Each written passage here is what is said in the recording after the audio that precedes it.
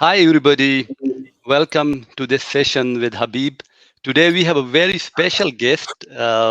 He is coaching leaders, entrepreneurs, enterprises, how to get their goal and how to become successful. Moreover, he is an author of a book, Saqibism, and he's also a spiritual guide. So there no title fit our today guest. So let's meet Saqib Rasool. Hi, Saqib. How are you? Habib, I'm doing very well. Thank you for having me here. I'm very happy to have you, and thank you for your time. With pleasure. We've been planning this for a while, haven't we? It's been a long almost three or 4 months since we've been planning this. So finally, it finally happened. I went to Pakistan meanwhile, but finally it happened, and I have you with me. I would like to ask you about your journey. So you came your journey coming from Pakistan to USA, Microsoft, becoming an entrepreneur, then studying philosophy, and now you are coaching. So tell me, introduce yourself to the people who don't know you. I think you did a really good job. That's it. I know you very well, by the way. So yeah. I think you've summarized it really well. My journey has been a fun one, interesting one, adventurous one, full of joy and successes, and full of disasters and accidents. At the age of 20, I packed my bags, boarded Lahore Airport, and landed in Oklahoma City. And a new adventure began. I went to university here, graduated with computer science degree. Before I graduated, I was lucky to find internship at IBM. That set me up to later work for Microsoft. I worked for Microsoft for a number of years. From there, I got the entrepreneurial bug. I began to feel that employment was great. Microsoft was great. I loved my time at Microsoft, but I wanted to do something bigger with my expression, with my life. So I started series of companies, launched several startups, had a lot of success, then had a plenty of failure. I learned from both. And then I began to search for answers about, what makes somebody successful, what leads to someone's failure. Growing up, जब हम बड़े होते थे तो एक simple सी बात सुनते थे कि बेटा मेहनत करो. My parents said, son, work hard and you will succeed. But as I began to learn that working hard was not the only guidance, or working smart was not the only guidance, and what would lead to successes and failures. As I began to study for my own enlightenment, for my own guidance, I began to see that some of the things I was saying were useful to other people, to other leaders, and that led me to create a business, launch a business in advisory services and coaching. And now I am blessed to have a successful service in coaching leaders of enterprises and helping people succeed in their careers, in their jobs, in their businesses. So here we are. Thank you for this amazing introduction. I mean, there is so much to talk about because your life is full of things. But first, let's start with you said that you wanted to know what makes a person successful, what makes a person failure, because you went through this entrepreneurship journey. So tell me, how can a human being realize his potential? How can he become happy and successful? Just tell me about your opinion about this. I think you had titled this talk as Secret to a Happy Life, Secret to a Successful Life. So maybe we can go in that direction a little bit. Yeah. So what could we say here that could shine a light on this huge topic in a short time? The secret to I've been thinking since I saw your topic since yesterday. I've been thinking, and I believe that the secret to a successful life is to have joy. To have joy in all your work. When you cultivate a mood of joy with all your work, you cannot fail. But if you keep on chasing goals and specific things and do plannings and so on and so forth, it gets very difficult. You don't really enjoy the moment. You began to work in order to have something else later. So your work becomes not important. It's the result that you're going to have, that's what's become important. Unfortunately, this is what we have done to our young people, to ourselves, to our entire society, that we don't teach people to have the joy, to have the pleasure of being a fighter in the fight, of being in the game. We don't teach that. What we teach is the results matter, nothing else matters. The results matter, nothing else matters. So most of the time, most of us are working on whatever we are working on with shitty moods. Forgive my French about this. Yes, please. Yeah, I would just like to add to it. You mean if you are joyful, anything you do, it will become a success. But rather than we are busy and planning and having goals, but we are not focusing on the joy. My question is, how can one become joyful then? I mean, your mind is just want to plan everything and to have goals. Yeah, it's a good question. It's a fair question. It's a, first, it's a good question. Let's think together. I can't really say that I have the ultimate answer, that I'm going to give it to you.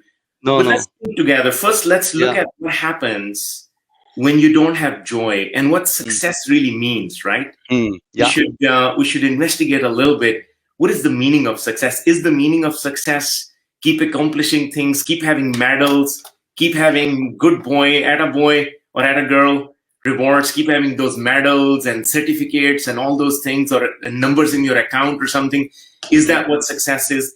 If you have fixed your mind on success being a very specific outcome, you're probably in the wrong direction. You're probably have gotten attached to a version of a future that may or may not arrive.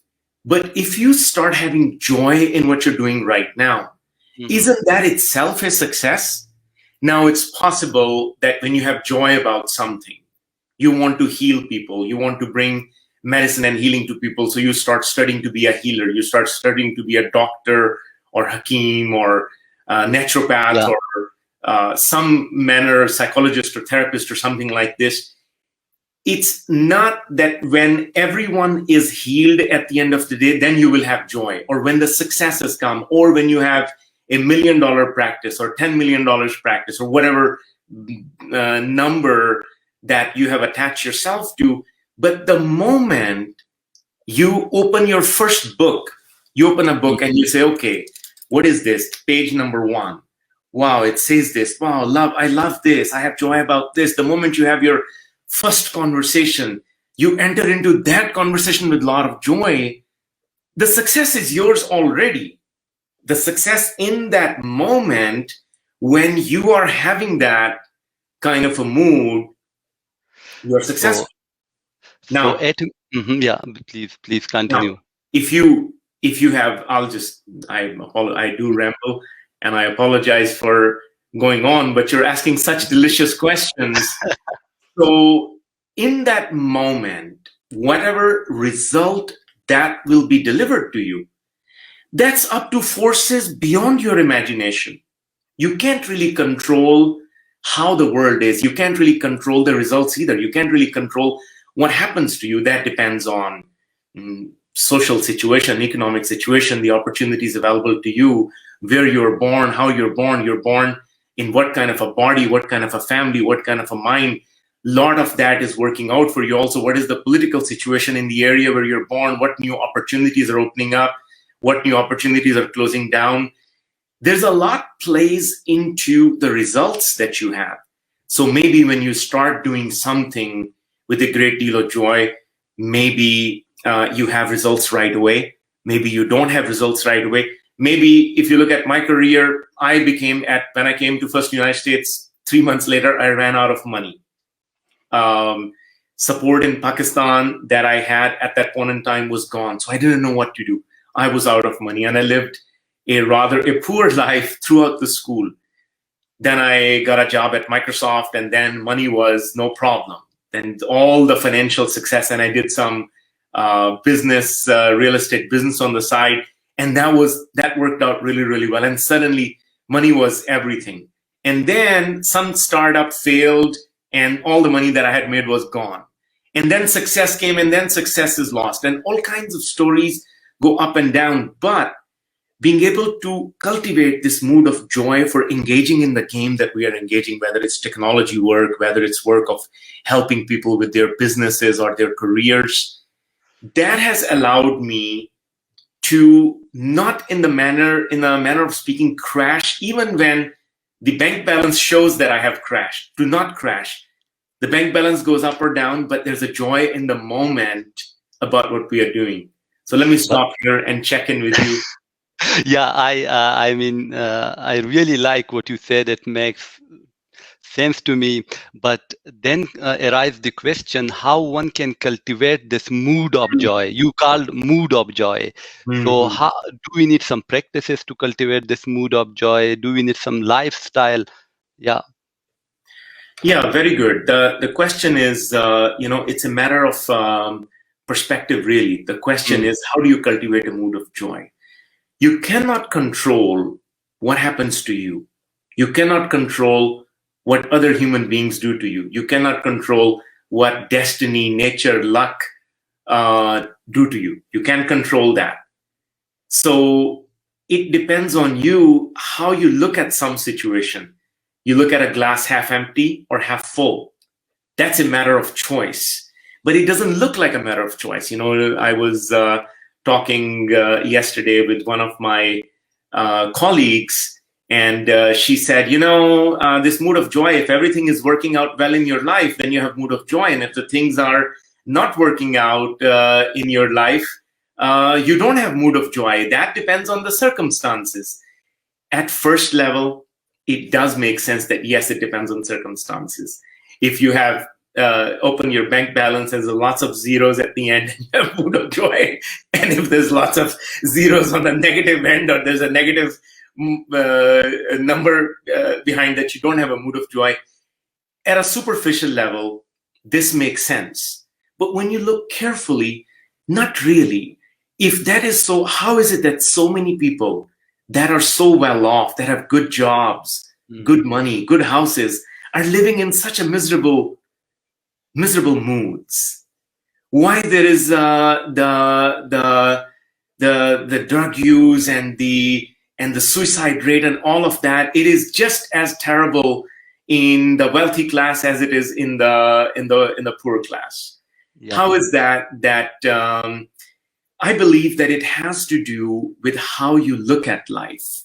If you look at life, that life has done me wrong, these circumstances are terrible, I am now a victim of this, and if you have that kind of view about it, you're finished. You have no hope. But if you look at the same circumstances, you look at a glass, it doesn't have much water. Maybe it has a little bit of a water, and maybe I can sip that water, and maybe new water will come, or maybe I can give that water to a seed and grow something, or I can put whatever.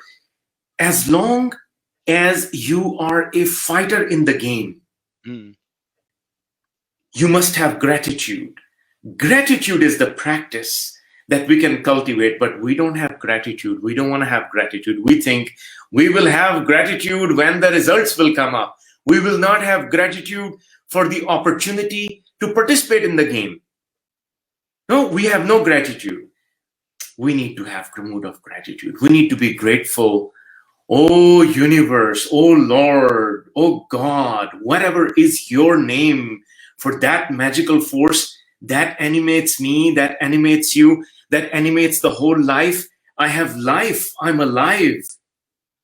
I can think. I can communicate. I can blink. I can make gestures. Maybe I am so blessed, so I have a tongue, so I can speak. I can eat. I am participant in the game. Maybe temporarily I am not winning. Maybe my strategy is not working out. Maybe culture is not working out. Maybe the opportunity hasn't shown up yet. No problem. I am a fighter in the fight. Where is the gratitude for that? Oh no, we don't want to have a gratitude for being fighter in the fight. As long as you have a head to think with, right? As long as you have head on your shoulders. There are people that don't have their head on the shoulder. And if you come to a point where you don't have head on your shoulders, then so what? Then you're dead. Then it's no longer your business. You don't have to worry about the time when you don't have head on your shoulders. But as long as you have head on your shoulders, you must practice, cultivate the practice of gratitude, to look at what an incredible opportunity you can think. These days it's so easy to start anything new. Anyone with a smartphone, with an iPhone, can have a website, can go on any social network. There are so many ways of expressing yourself. You can express yourself in 1,000 ways. You can inspire others, you can make money, you can create income. There are 1,000 ways of creating all kinds of gains. But when we don't have mood of gratitude, when we think, oh no, I am screwed in this game, this happened to me, my life circumstances, my body is like this, or first we fall victim to what human beings have done with us, what my relatives have done with us, what my parents have not trained me right, or I'm born in a wrong place, or my employer, or my sister, brother, colleague, business partner. But once we run out of excuses, once we run out of people to blame, then we begin to blame God. Then we become, no, you must have seen the moods of people. You ask them, hey, how is it going? Bas ji, chal rahe ji, Allah di marzi Allah di hai. God is willing. God is doing it to me. What is that mood? That is not a humble mood. That's a fake humility. That's a mood where you have become now a victim of God. We need to kill this mood. This mood of being a victim and feeling like I have nothing. We need to stop this mood and cultivate, like you said, what practices? The practice of gratitude. Okay. I mean, I'm already feeling so good when you were say, oh Lord, oh God, I'm so thankful to you. I mean, it was just feeling so light on me, so relaxing. So you were talking that there are so many opportunities available online. One can find job, earn money. I would just like to talk in the context of Pakistan. There are so many graduates. I was in Pakistan recently, and there are so many people hanging around with degrees without jobs. They don't know what to do. So what would you advise to all these new people in the marketplace? It's a good question. Good question. There is something very terrible that has happened with our culture, with our society, where we began to feel that the culture and society owes us a job. And we began to think that the path to what I'm going to do with my life is straightforward. All I need to do is to go to university and take exams and get shabash and attaboy, and next thing you know, everything will work out, and so on and so forth. The challenge is that a lot of the systems that have been set up for education, of jobs and works and everything, they're becoming quickly irrelevant. The society as we know it, the time as we know it, is changing. Our schools and universities and academic institutes, they are not changing fast enough. They're not able to be dynamic. They have products to sell, and they have created curriculums and courses, and they have a lot of infrastructural investment in what they have been investing in. So obviously, a lot of people are graduating, and the society doesn't have quote unquote good jobs. But if you just for a brief moment, let me think how we do this. Let's open this matter a little bit, right? Yeah. If you slow down and really pay attention, where do jobs come from? Where does work come from? What do we work towards? Why are we working? When we say we are working, why are we working? What are we working towards? If you pay attention, we're always working to take care of some dissatisfaction of someone. We always have some kind of a customer. Even a president of a country has some customers that he or she needs to satisfy. Someone in a family situation has customers, and I'm not talking about necessarily customers that pay you, but people that have some kind of dissatisfaction that they want satisfaction with. Human being is an animal, if you pay careful attention, that does not have fixed satisfactions and fixed dissatisfactions. There is no like a list of jobs that Adam came up with and say, here is the list of jobs. Then if you do this, and this, these are the dissatisfactions. And as long as you do this thing, 2 thing, 3 thing, 4 thing, human being is constantly changing. What we want, what we don't want is constantly changing. It changes according to new emergencies that come up. Something new came up that was beyond our control. Some disasters happen that made the old irrelevant, like the disaster of coronavirus, for example, that has happened that makes the old irrelevant. Whenever the old is becoming irrelevant, the old satisfactions that people wanted to have, people don't really care about them. You can count on it that new dissatisfactions are being born every single moment. So who then is an entrepreneur? Entrepreneur is someone who wakes up, looks around, and says, what seems messed up here? What seems broken? What seems like an area where I can bring new satisfactions to people. The bigger the area you determine that you want to bring new satisfactions to people, the bigger your power is, the bigger the potential, how much money you can make, or how much political power you can have, how much social power you can have. It has to do with your care. You don't have a job, you wake up, you look around your neighborhood and see what needs to be done here. You go make offers to someone. Maybe somebody needs groceries delivered. Maybe somebody needs their home cleaned. Maybe somebody needs their illnesses taken care. These days, knowledge is pretty much free, isn't it? We are not in the old game where we have to, like you had to go to Germany, or I had to go to United States. This is 25 years ago, where you had to go to some other area and get the knowledge. These days, knowledge is everywhere. Doesn't matter where you're sitting. All you need is this mini computer, and you have abundance of knowledge. What is missing for people is care for others. When you don't have care for others, you're looking for same old jobs and going around and going like, oh my God, there are no jobs what I can do. But there's plenty of work to be done.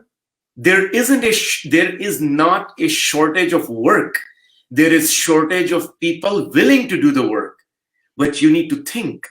These days, the first job is thinking. Look around you and see what appears messed up. See what grabs your interest. Start working on that. Start making offers to others. Give yourself a job. Give yourself an important role. How's that for It's just amazing. It's just amazing. I mean, I heard you saying this, that the bigger the miss, the bigger is the opportunity. So in the context of Pakistan, there are so many problems, and there are so many graduates who are looking for the old titles. So as you said, those titles, those jobs, they are irrelevant. So, and there are so many problems to solve. So it means if anybody just solve a problem, just he become an entrepreneur, and the money will come at the end of the day. So I would like to you to further elaborate on it, how the young people, the young generation can become entrepreneurs and use the digital technologies to solve those problems around them. Yeah, very good question. You know, becoming entrepreneur doesn't happen when you start your own business. People often think that, well, it is an old definition. If you Google what is the definition of entrepreneurship, it would tell you that entrepreneurship is the process of creating profit. And I think that maybe that may have been an acceptable definition, and still you can create profits using entrepreneurship, but you can use entrepreneurship to look for areas where there are major dissatisfactions, major issues in the world, in your world.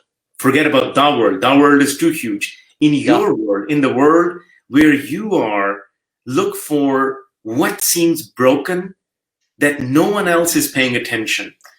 The brokenness is almost accepted as a resignation. That's just how it is.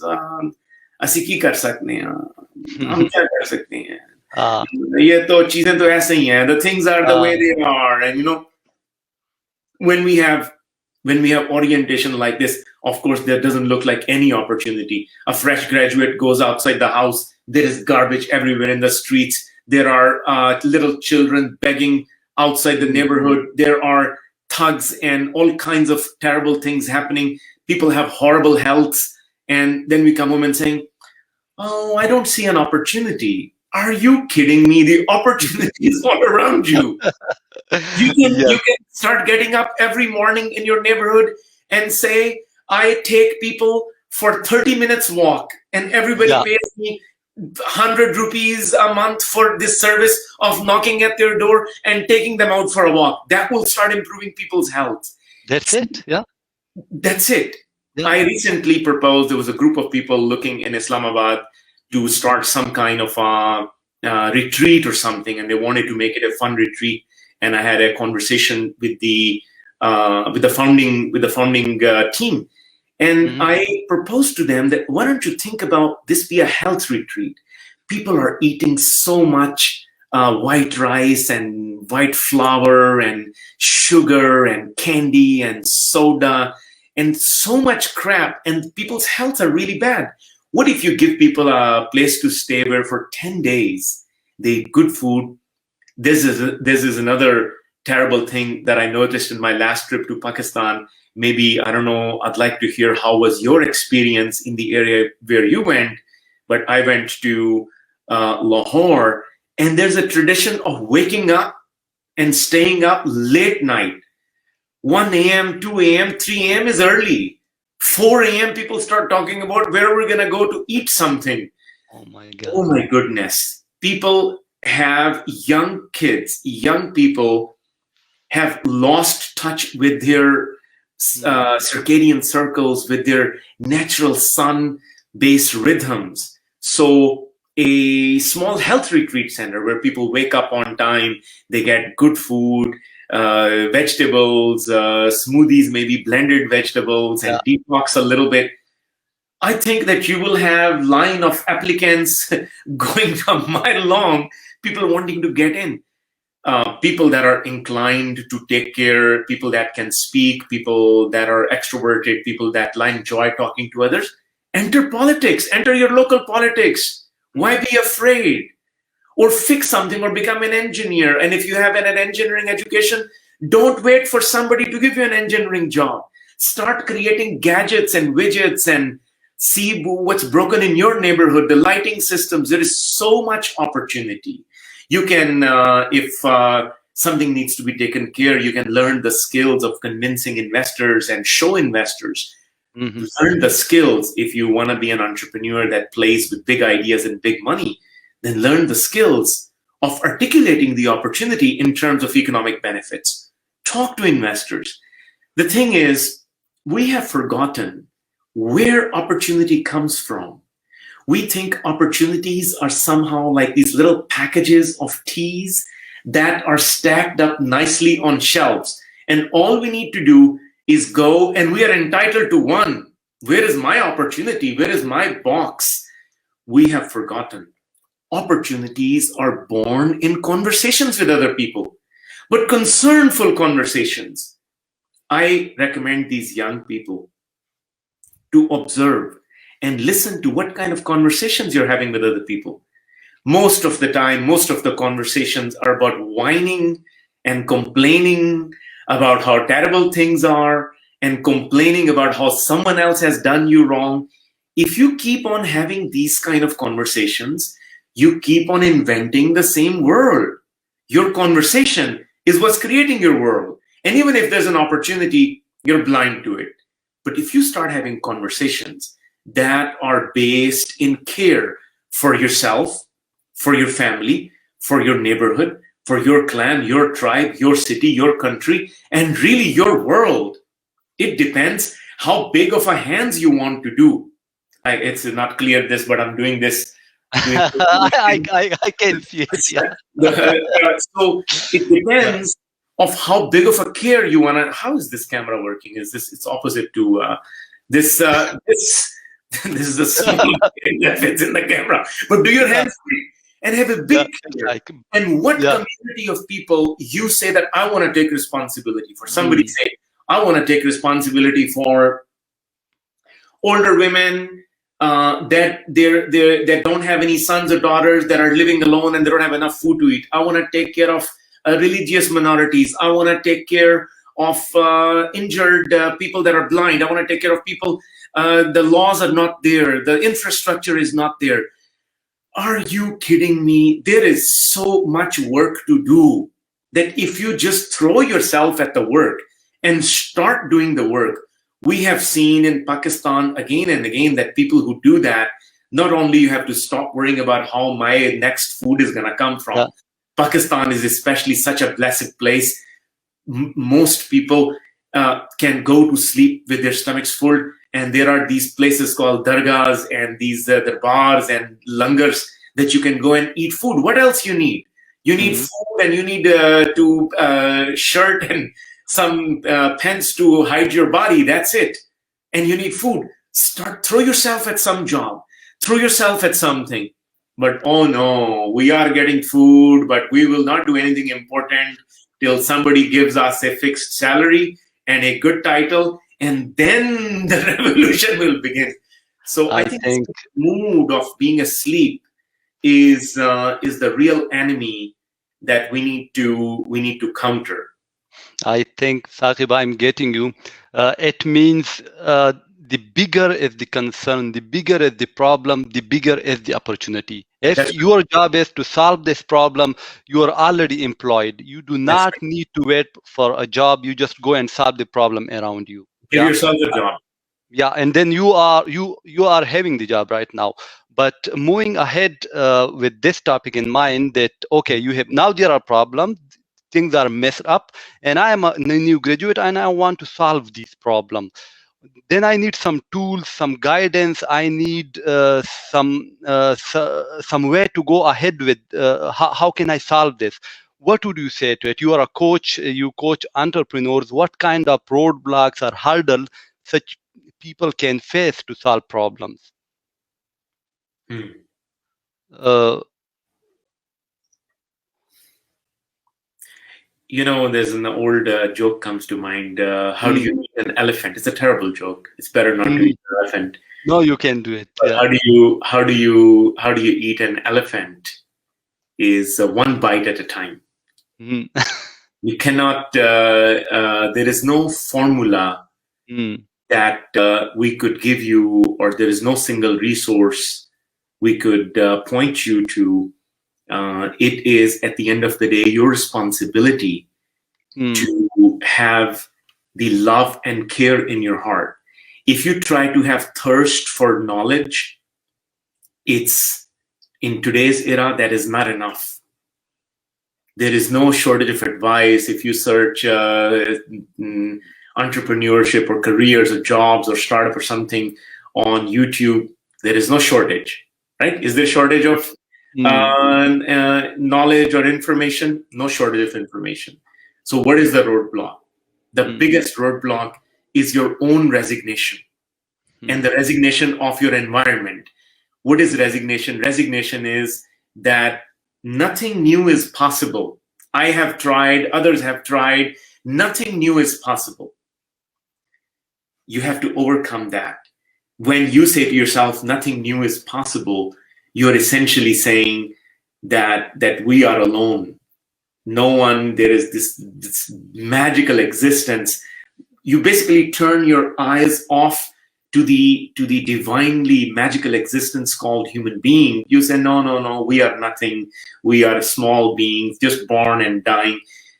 I don't really know what human beings are born for, but what a beautiful, sophisticated animal human being is. What a powerful being this is. We can open our mouth and worlds can move. We are so powerful. We can become resolute, and one person can change the destiny of their city, of their family, of their country, of the whole world. The world is not changed, or your world is not changed by everybody in the world becoming enlightened. No, it's generally one people, two people, three people, four people, small group of people making a firm declaration that we will deal with this particular problem, with this particular matter, this particular breakdown, dealing with their resignation. And as soon as you deal with your resignation and declare your ambition to do something new, next thing you got to deal with resignation of your family, resignation of your environment, because everybody will tell you, you're such a fool, you need to find like a regular job and you're wasting your time and you need to get a job, get married, have da da da da da da. When people have their resignations, they will convince others to have the same resignations. So I'm actually looking at the Instagram as well.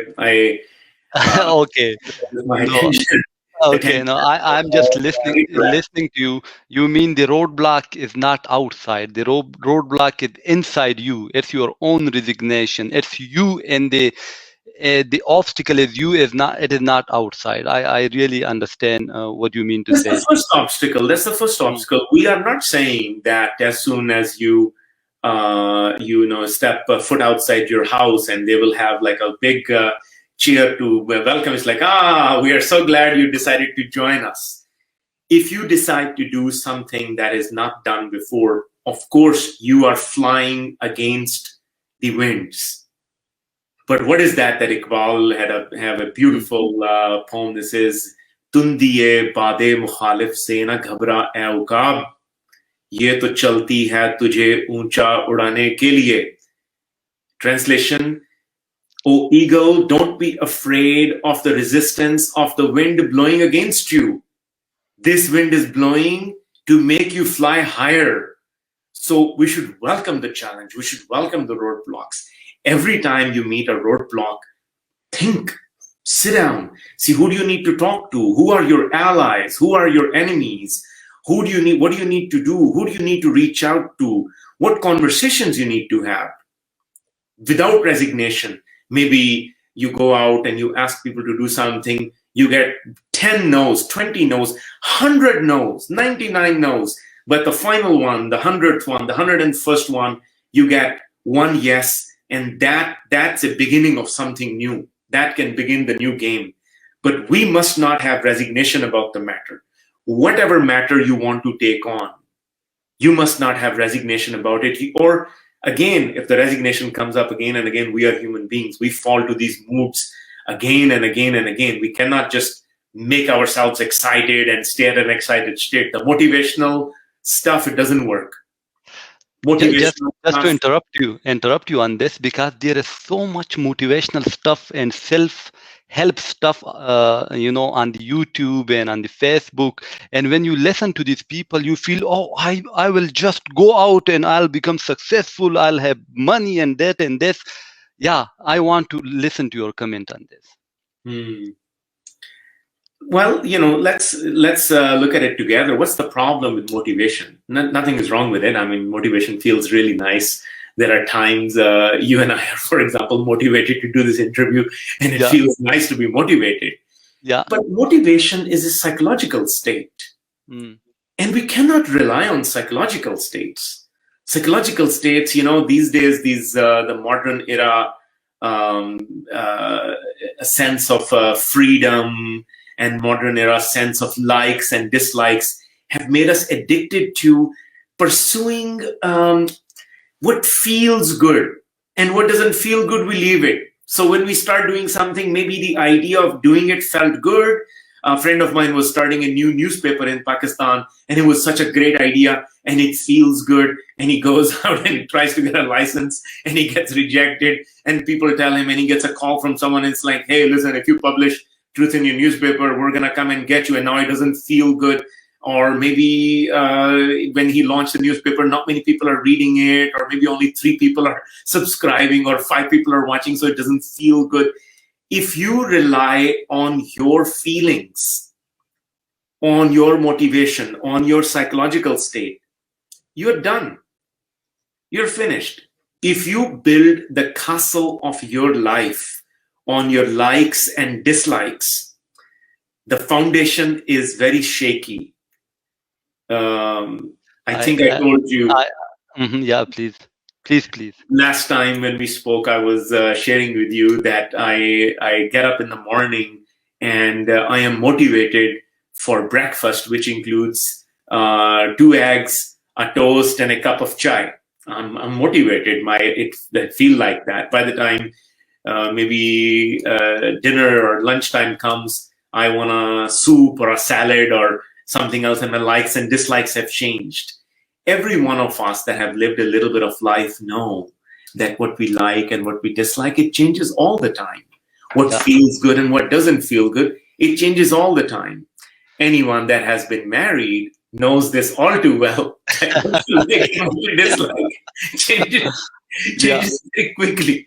Anyone that chose a major to go to college or chose some field of study knows this very well, that what feel good at one time doesn't feel good later. So you cannot build the castle of your life, strong castle, strong life on motivation.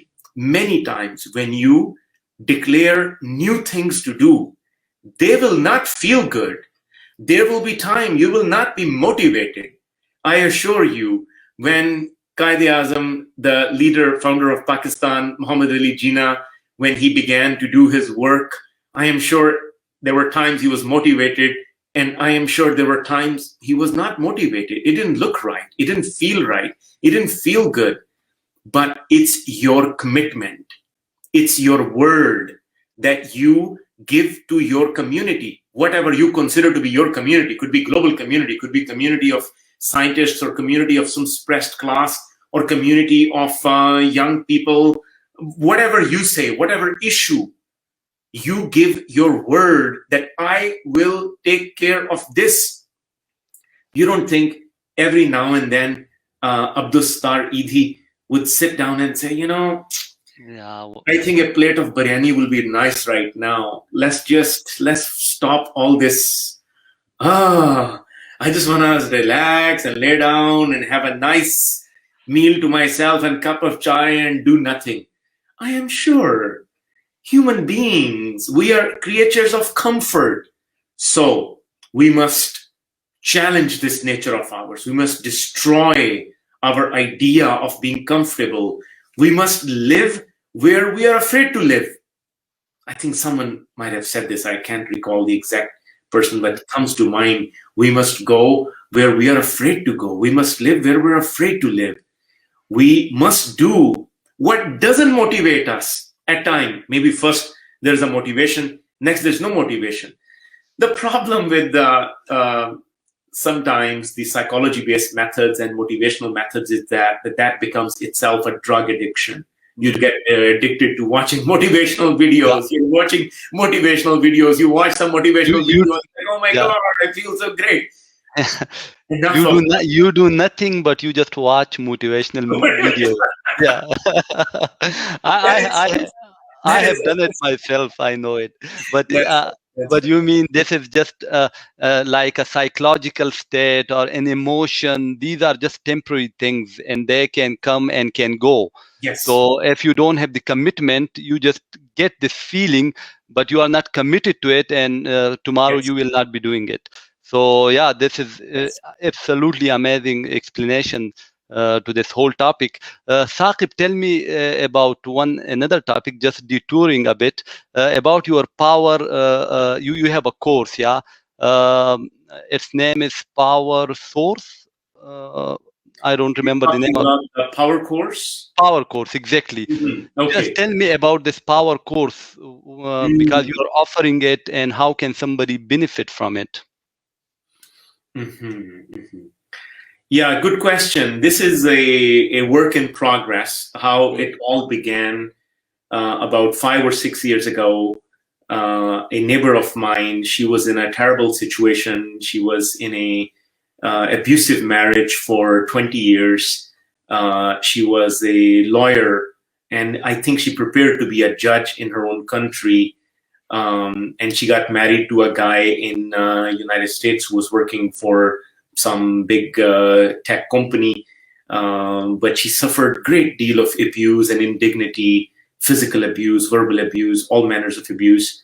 And in some moment after her kids grew up, she decided that she wanted to have a new life and put an end to that abuse. So in some moment, she came to me and she asked me to help her.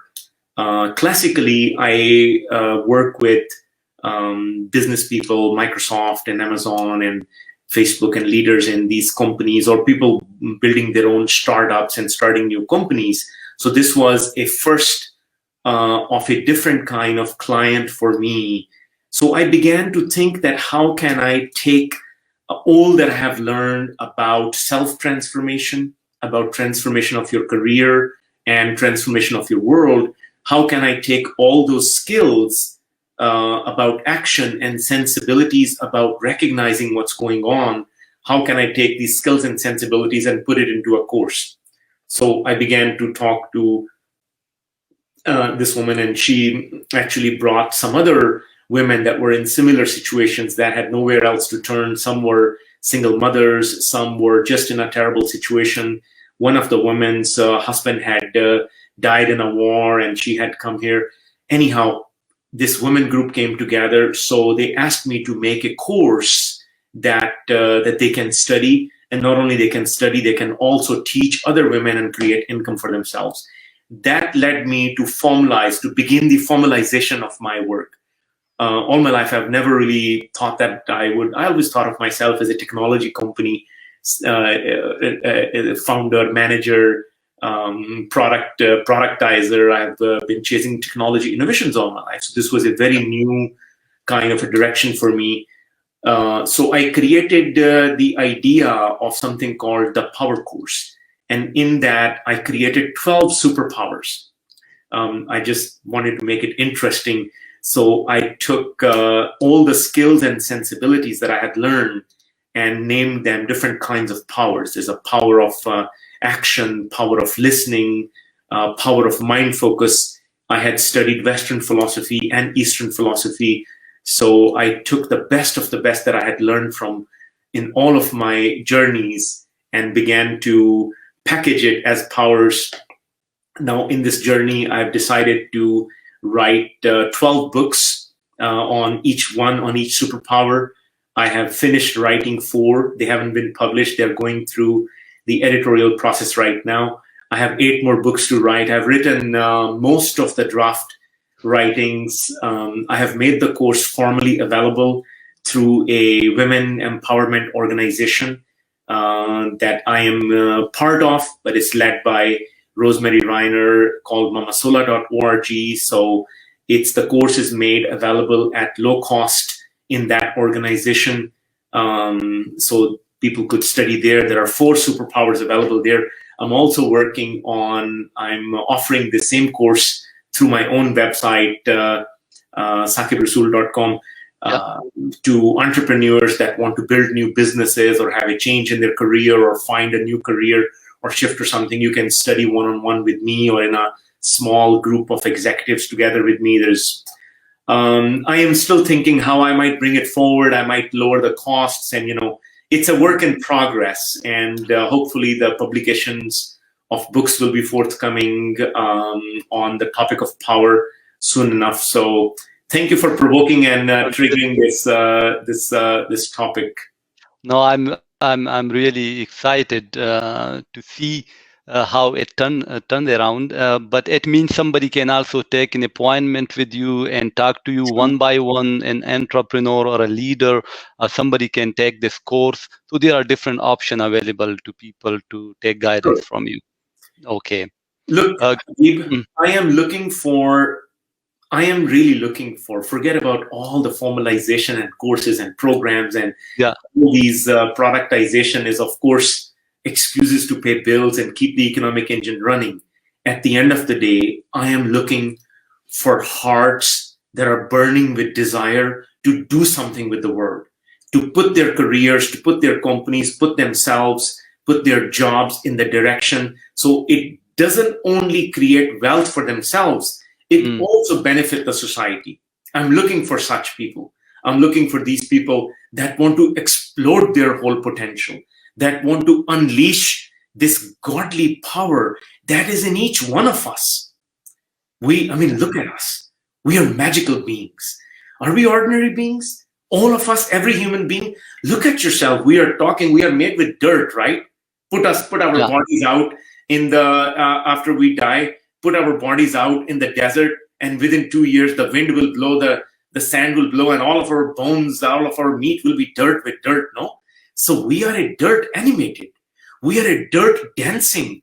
We are magical, each one of us. But we don't forget that. I am looking for those that are ready, including you. I'm waiting for you. You Yes. talk to me in I know. 2 months. I I am I looking know. for those that are ready, that are ready to Yeah. say, I commit my life to this greatness. I have this humble teacher. I have prepared myself on how to be teacher, how to be a guide, how to be a mentor of such men and women. And I am also learning. I am not coming from a place that I have all the knowledge in the world, but I have commitment. I am committed. People that want to take their careers and explore their businesses and lives and do well for society with the power of entrepreneurship, talk to me. Go to my website. There is a button you can click, make a free appointment with me.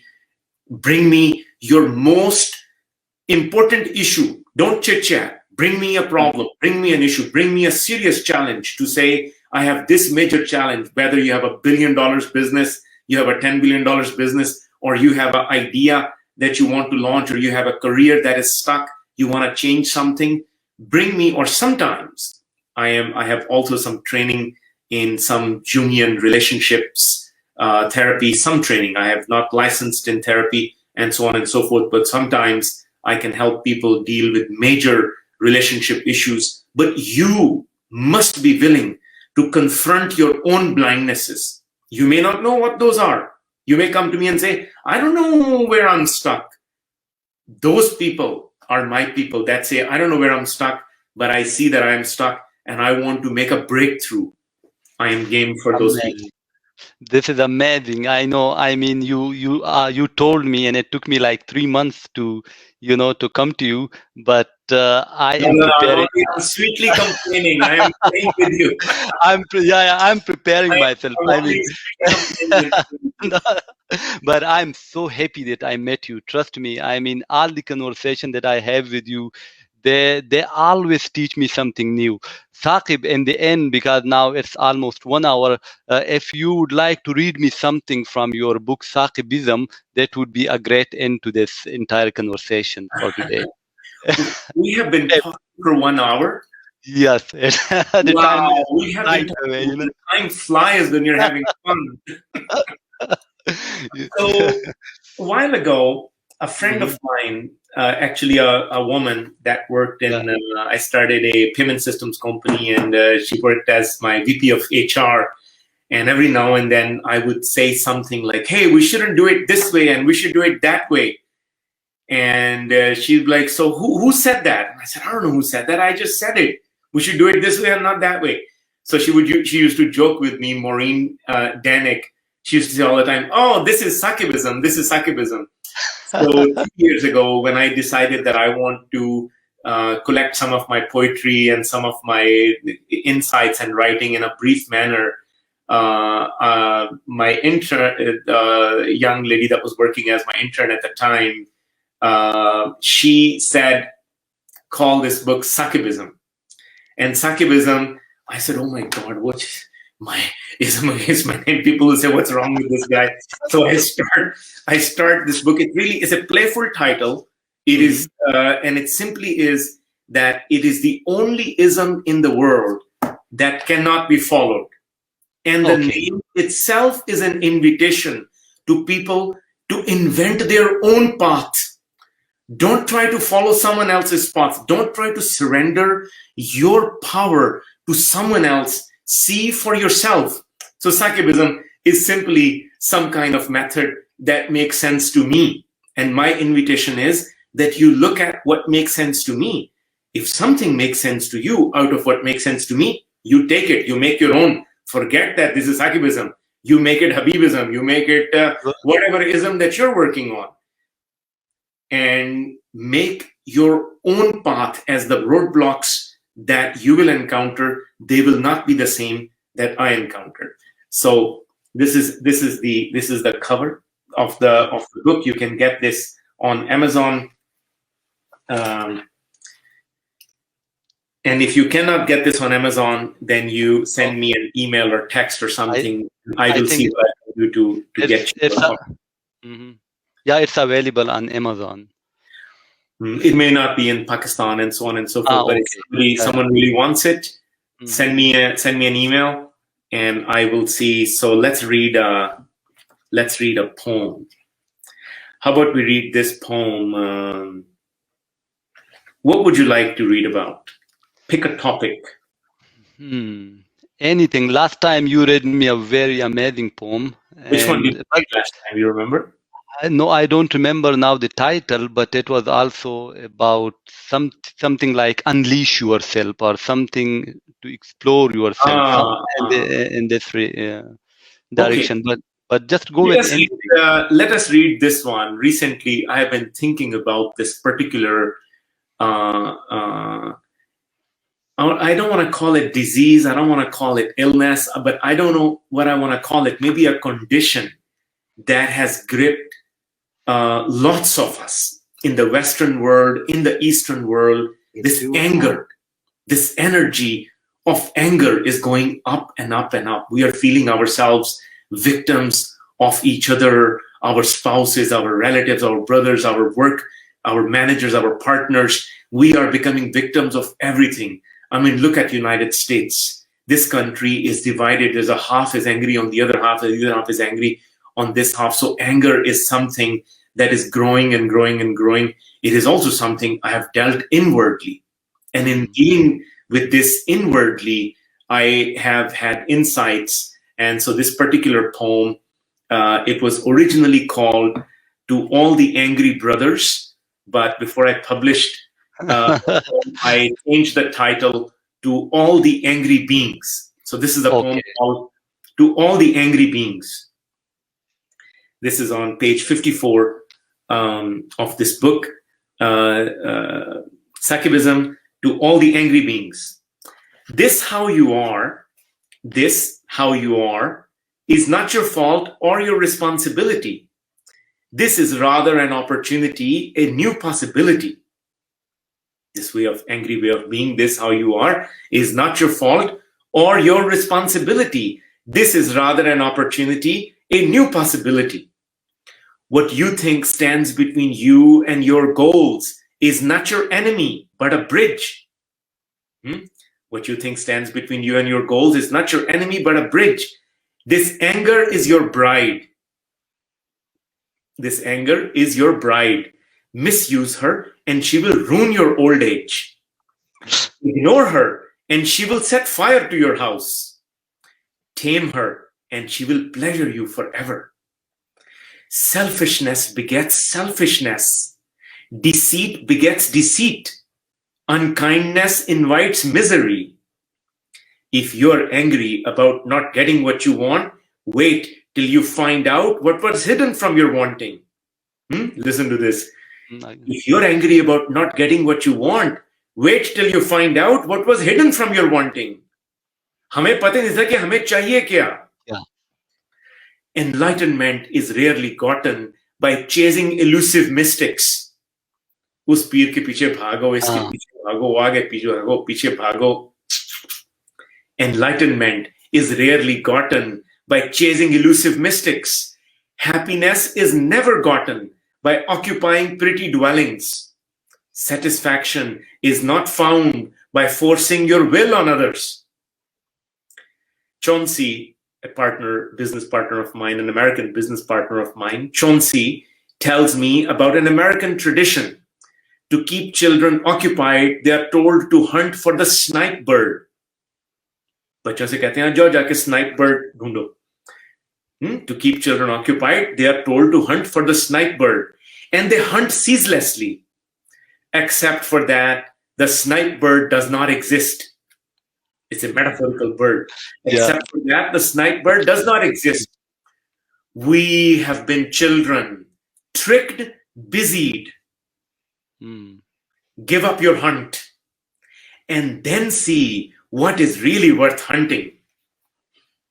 Yeah, these are words of wisdom, Saqib. I mean, I'm really impressed, and I'm looking forward to read this book. It's full of wisdom. So thank you, Allah, thank you, Saqib. I mean, it's amazing to talk to you, to learn from you, and I will invite you for the future conversation because there's so much to you, and we can discuss many topics. We will also do it in Urdu.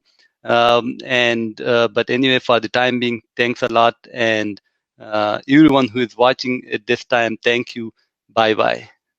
And with pleasure, Habib, let me also thank you for doing these things. You have put yourself in this situation where you're talking to people, and your own ambition and your own commitment to helping yourself and helping others explore their potential is a beautiful gift to the world. You are a gift to the world. Thank you for doing this job. Thank you, Saqib. Thanks a lot. Okay, bye-bye. Allah Hafiz. Allah Hafiz.